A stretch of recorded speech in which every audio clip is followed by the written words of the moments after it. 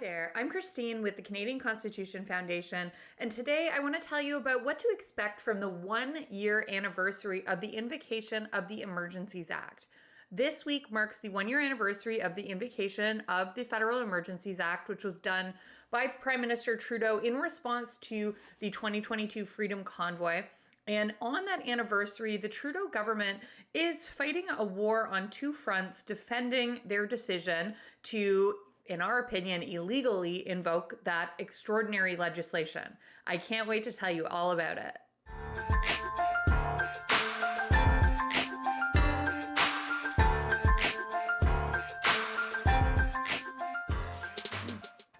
Welcome to my channel. My name is Christine, and I am a lawyer with the National Civil Liberties charity, the Canadian Constitution Foundation.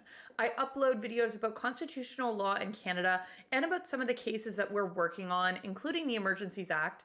Now, nothing I say is legal advice, but if you enjoy my videos, please support my channel and our work for freedom in Canada by hitting the subscribe button below. It really helps my videos out a lot, and it helps to fund our cases. So let's talk about the 1-year anniversary of the first ever use of the Emergencies Act. The Emergencies Act was invoked last year on February 14th, and the proclamation of emergency was revoked on February 23rd. This was the first ever use of the law, which had gone unused since it was first enacted in 1988 to replace the discredited War Measures Act. In the decade since 1988, Canada has weathered terrorist attacks, economic hardship, an unprecedented global health pandemic, all without ever resorting to the incredible powers in the Emergencies Act, which includes the power for Cabinet to create new criminal law. These years of restraint ended last year when the Prime Minister declared a public order emergency, not in response to a natural disaster or the outbreak of a war, but to a series of highly disruptive but largely peaceful protests, the Freedom Convoy. The protests had been underway for weeks when the Emergencies Act was invoked, and there had been no rioting, no significant property damage, and not a single person had been seriously injured. The decision to invoke the Emergencies Act was illegal, and the powers created under it, including prohibiting certain assemblies and freezing bank accounts, those were unconstitutional. And now, 1 year later, the Prime Minister is defending that decision on two fronts. First, the Rouleau Commission, and second, court challenges. Now, the first of these, the Rouleau Commission, is the independent inquiry looking into the government's decision to invoke the Emergencies Act, and it will table the final report by February 20th, although they can table it earlier. And earlier this week, on February 13th, the Canadian Constitution Foundation filed our factum in the Federal Court Judicial Review, which is challenging the government's use of the Emergencies Act. Now, the outcome of the inquiry is not determinative of our federal court judicial review. They are separate procedures with very different rules and in very different forums, and both present different opportunities. The Rouleau Commission's mandate is to examine and assess the basis for the government's decision to declare a public order emergency, the circumstances that led to that decision, and the appropriateness and effectiveness of the measures selected by the government to deal with the situation. It's within the mandate of the inquiry to say if the Trudeau government met the legal thresholds in the Emergencies Act and should have declared an emergency. That was, in fact, the central question that the inquiry was seized with during those long 6 weeks of hearings held in Ottawa in November. Now, you may have watched some of those clips that included the cross-examination of the Prime Minister. We also cross-examined the Prime Minister because we were a party to that inquiry. There are a lot of videos of some of the highlights that are posted in this channel. I'll link to them below.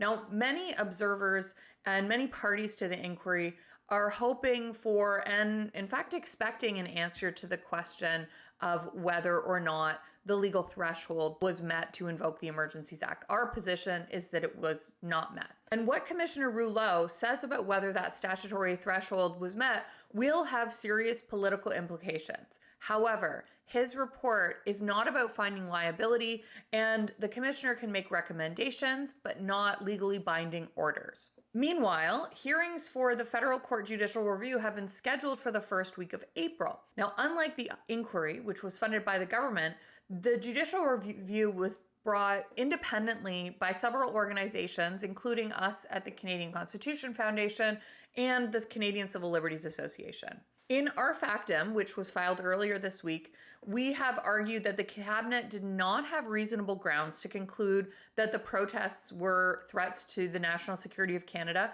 or to conclude that the protests could not be effectively dealt with under any other law of Canada. We are also making extensive arguments about the unconstitutionality of the powers created by the regulations under the Emergencies Act. These included the regulations that restricted public assembly and froze bank accounts. Our position is that the regulations and those economic measures, that those violated the Charter. Now, unlike the inquiry, the federal court can issue legally binding orders. The court has been asked to make a declaration that the emergency proclamation and the regulations were illegal and that the regulations and economic measures were unconstitutional under the Charter. Both the judicial review and the inquiry also have significant potential to impact how this legislation can be used in the future. This was the first time the Emergencies Act was used since it was enacted in 1988, as I said. It's a successor to the War Measures Act, and it gives tremendous power to the Prime Minister and Cabinet, including, as I mentioned, the power to create new criminal law by executive order. These are powers that must have an incredibly high threshold, which we should all be wary of in a liberal democracy. In different ways, both the federal court and the inquiry have created opportunities to build a legal framework around the legislation, around the Emergencies Act, and around the judicial review of emergency powers. The inquiry included a lengthy policy consultation phase that considered recommendations for how the Emergencies Act could be reformed. And the federal court has an opportunity to treat this judicial review as a test case for the use and review of the Emergencies Act legislation. It's our position that the Emergencies Act should be treated as the exceptional legislation that it is and that Parliament intended it to be. Both the inquiry and federal court now have opportunities to make that clear to the government, who in this case acted rashly and improperly and illegally in invoking that law. The hope of civil liberties groups like ours at the Canadian Constitution Foundation is that there will be both political and legal consequences for the government's decision to improperly and illegally invoke. If you want to support our court challenge, which is privately funded by donations from our supporters, please consider making a donation at theccf.ca/donate. We do issue tax receipts for our donations. But if you can't make a donation, just subscribing to this channel and sharing this video helps us because we do get YouTube ad revenue, which we can use to help fund our case. You can also sign up for our email list at theccf.ca/freedom updates so you can stay up to date about everything that's happening in this case and in our others. We also have a town hall that's coming up. You can register to hear about our cases and what you, our supporters, want us to prioritize this year. I'm going to be dropping a link below. Check that out and you can register, ask some questions, and hear from us about all our other cases. Okay, that's all for this update. Thanks for watching, and let's keep fighting for freedom in Canada.